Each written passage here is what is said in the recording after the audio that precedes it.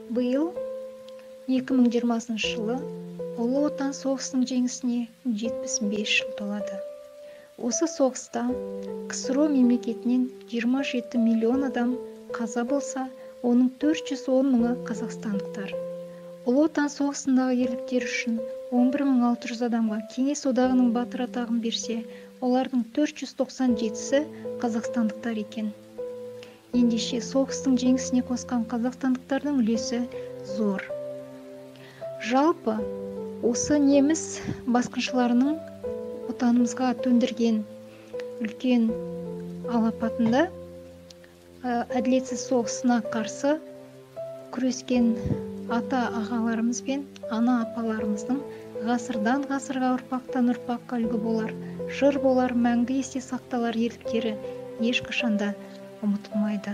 Соның бірі Абай Құнанбаев атындағы Саран гуманитарлық техникалық колледжінің түлектері Қазбек Нұржанов пен Мартбек Мамраев.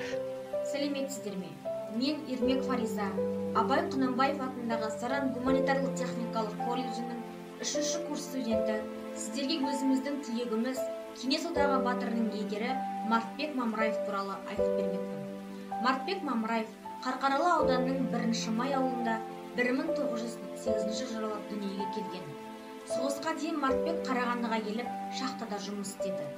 1942 жылдың мамыр айында майданға аттанды. Алғашқы от кешкен жері Сталинград түбіндегі шайқастар еді.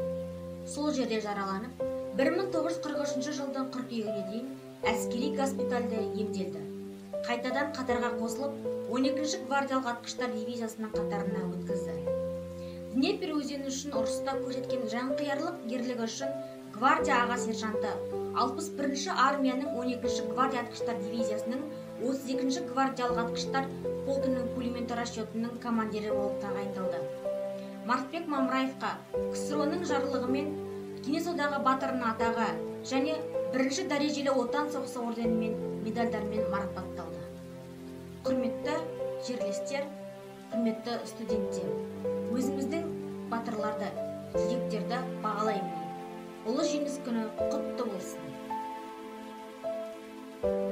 Мен Саран гуманитарлық техникалық колледжінің Ки-918 тобының 2-ші курс студенті Байдесен Ахмет.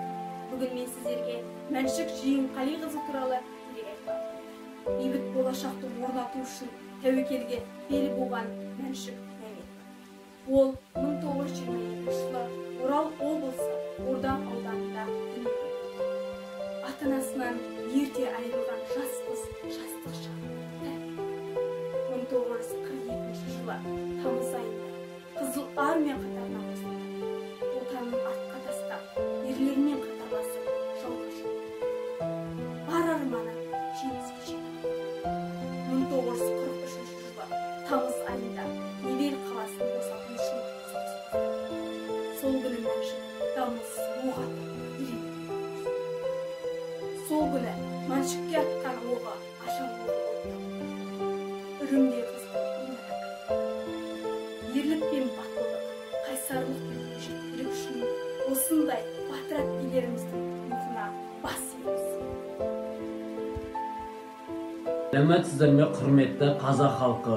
Биыл ұлы жеңістің 75 жылдығына орай Кеңес одағының батыры Мартбек Мамраев туралы ақпарат шолып өтеміз.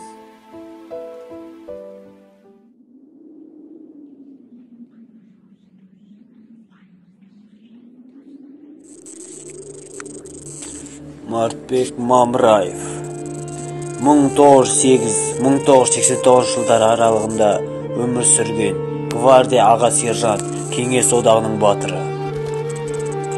Еңбек жолын 1924 жылы Қарқаралы ауданында бастап, кейін Қарағандыға жұмыс істеді. Арғын тайпасы Қаракесек руы Бөрібай бұтағынан шыққан. 1943 жылы қыркүйекте Днепр өзенінен өтерде 12 атқыштар дивизиясы, 32 атқыштар полкінің пулемет расчетының командирі Мартбек Мамраев асқан ерлік көрсетті. Фашистердің шабуылына тойтарыс беріп, бөлімшенің өзенінен өтуін қамтамасыз етті. Ұлы Отан соғысынан кейін Қарағандыда кеңес және шаруашылық қызметінде болды. Ленин ордені құрмет белгісі орденімен марапатталған.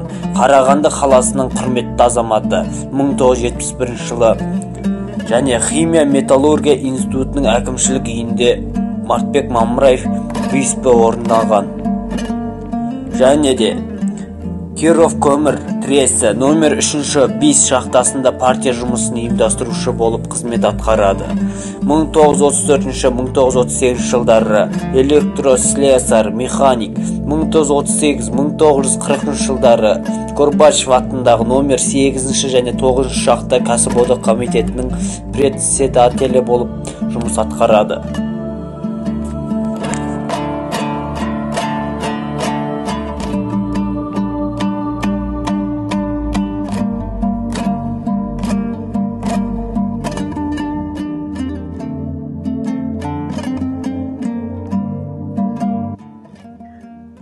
Батырлық пен алғырлық, сүйіспеншілдік пен отаншылдық үшін осындай аталарымызға бас иемін.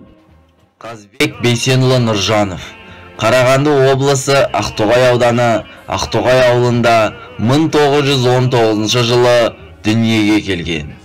Екінші дүниежүзілік соғыстың қатысушысы, барлаушылар взводының командирі, аға сержанты, Қарқаралы педагогикалық техникумын бітіріп, Шет ауданында мұғалім қызметінде болды. 1939 жылы кеңес әскері қатарына шақырылып, 1942 жылдың сәуірінен 2-ші Беларусь майданы 3 армия, 5 атқыштар дивизиясы, 61 жеке танкіге қарсы жойғыш дивизион құрамында Ұлы Отан соғысына қатысқан. Волга, Десна, Сож, Днепр, Друдь, Березина өзендерінен өткен барлаушы Нұржановтың майдан жолы ерлік пен даңққа толы болды.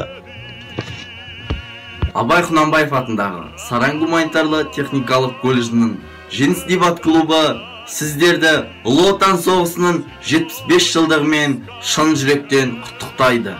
Ел басына күн туып, сұрапыл соғыс жылдары қиыншылықтарға қайыспай бас көтеріп, елдің қамал қорғаны болғандарыңыз үшін сіздерге мың алғыс.